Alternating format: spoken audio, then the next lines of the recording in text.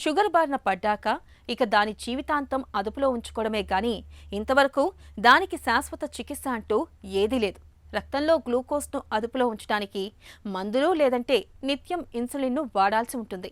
అయితే మందుల విషయం ఎలా ఉన్నా ఇన్సులిన్ వాడకం విషయానికి వచ్చేసరికి మనలో చాలా మందికి ఒక పెద్ద అనుమానం పట్టుకుంటూ ఉంటుంది.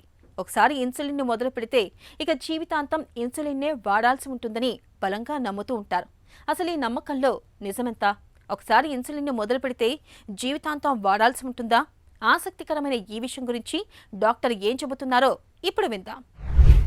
కొన్ని సందర్భాల్లో డయాబెటీస్ 10 సంవత్సరాల కన్నా ఎక్కువగా ఉన్నా, లేదా వాళ్ళ వయసు 65 సంవత్సరాల కన్నా ఎక్కువగా ఉన్నా, లేదా వాళ్ళ రక్తంలో గ్లూకోజ్ ఉదయం పరగడుపున 250 కన్నా ఎక్కువగా ఉన్నా, తిన్న తర్వాత 500 కన్నా ఎక్కువగా ఉన్నా, HbA1c అనే పరీక్ష 9% కన్నా ఎక్కువగా ఉన్నా, లేదా వాళ్ళకి ఏదైనటువంటి రక్తనాళాలకు సంబంధించిన సమస్యలు గుండెలో కానీ, మెదడులో కానీ, మూత్రపిండంలో కానీ, కళ్ళల్లో కానీ ఉన్నట్లయితే వాళ్ళు శాశ్వతంగా ఇన్సులిన్ వేసుకోమని చెప్తారనమాట. అవన్నీ కూడా కొన్ని రకాల ప్రోటోకాల్స్ అంటాం అవన్నీ కూడా. సో ప్రతి దేశానికి ఇలాంటి ప్రోటోకాల్స్ ఉన్నాయి. ఎవరికి ఇన్సులిన్ మొదలు పెట్టాలి, ఎవరికి శాశ్వతంగా ఇవ్వాలి, ఎవరికి తాత్కాలికంగా ఇవ్వాలన్నవి కొన్ని నిబంధనలు అన్నీ కూడా ఉన్నాయి. వాటిని అనుసరించి మనం వాడతాం. కాబట్టి ఇన్సులిన్ అనేది అందరికీ శాశ్వతంగా వేసుకోవాలని ఏం లేదు. కొంతమందికి 3 నెలలు వేసి మానేస్తాం, కొంతమందికి 6 నెలలు వేసి మానేస్తాం.